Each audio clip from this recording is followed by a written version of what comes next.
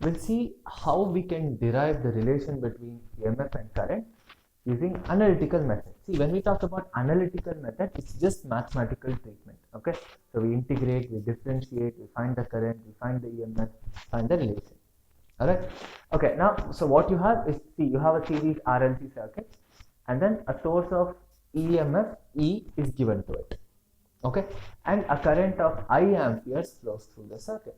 Now, what we have is, we have the current to be, let's say, I is equal to I naught sine omega t. All right. Now, what we have, see, we have the instantaneous EMF produced. Okay, instantaneous EMF produced in the inductor. That's basically the back EMF, right? That was given by what? Minus L di by dt. Right. Then what we have is the potential across the capacitor. So the potential difference across the capacitor is Q by C. Right. Then we have the potential difference across the resistor, which is I into R. Right. So the net EMF across the whole circuit, that will be nothing but potential difference across the capacitor plus the inductor plus the resistor. Correct? E plus of minus L di by dt is equal to IR plus Q into C. Now, why we are adding E and L di by dt is because both are in the same direction, the opposite direction, correct? So, ultimately what we get, the net EMF will be E is equal to IR plus L di by dt plus Q divided by C. Okay, so this will be the net EMF across the whole circuit. Now, what we have I is equal to I naught sine omega t. So, di by dt is needed, correct? So, you differentiate. So, di by dt will be nothing but d by dt of I naught sine omega t, correct? So, we get I naught omega cos omega t, correct? See, one more thing, we have I is equal to dq by dt, correct? So, the rate of change of charges is current. So, what we get is dq is equal to I dt, right? Now, again you substitute, we get dq is equal to I naught sine omega t dt. Now, integrate. So, integral of dq is equal to I naught integral of sine omega t dt. Now, if you integrate that, see what we get q is equal to I naught into minus 1 by omega cos omega t, correct? Because sine integration is minus cos, right? Now, see, we got di by dt and we got q. So, you substitute these two terms with the given equation. So, we have E is equal to I naught sine omega t into R plus L into I naught omega cos omega t plus 1 by C into minus I naught by omega cos omega t, correct? So, here what we have, see, I naught you can take common.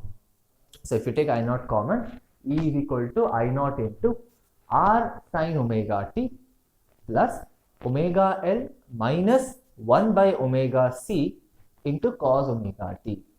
Okay. Now, see, omega L minus 1 by omega C, we can write it as XL minus XC, correct? So, what we have is, we multiply both the sides by root of R square plus XL minus XC whole square, okay, on both the sides. So, what we get is E is equal to I naught into root of R square plus XL minus XC whole square into R by root of R square plus XL minus XC whole square into sin omega t plus XL minus XC by root of R square plus XL minus XC whole square into cos omega t. Okay. Now, take your time, let that sink in. So, what we are doing is, we are multiplying by root of R square plus XL minus XC whole square on both the sides. Okay. In other words, you can keep this as multiply and divide. Alright. So, if you do multiply and divide, then we have E is equal to I naught into root of R square plus XL minus XC whole square into R by root of R square plus XL minus XC whole square into sin omega t plus XL minus XC by root of r square plus xl minus xc the whole square into cos omega t.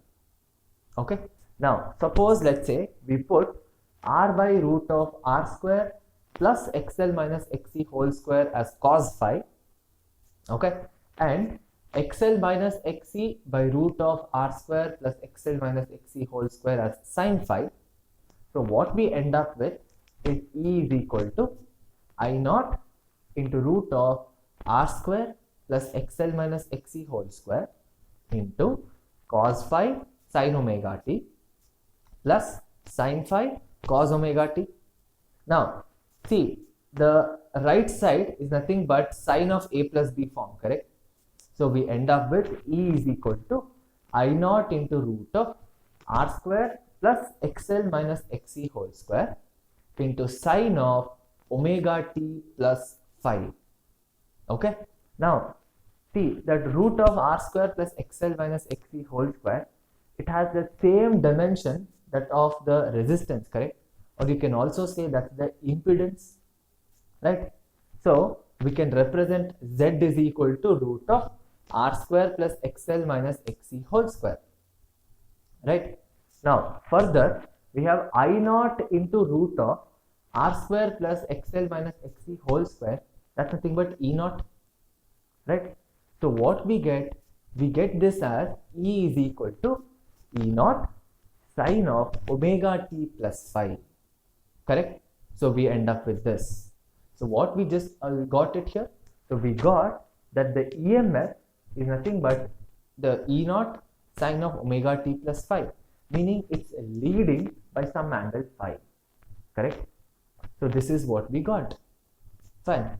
Now see, whatever we did in the previous video, that's using the impedance triangle also and using the analytical method also, what we are getting is there is a difference of angle phi between the current and EMF, correct?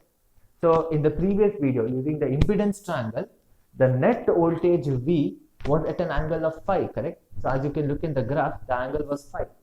Now the same thing we are getting even in the analytical method also, correct? Now what we need to calculate is tan phi, correct? Now tan phi, I can also write this as sin phi by cos phi, right? Now sin phi value we know, cos phi value we know, right? So if you do sin phi by cos phi, you will end up with, technically it will be omega L minus 1 by omega C by R, correct?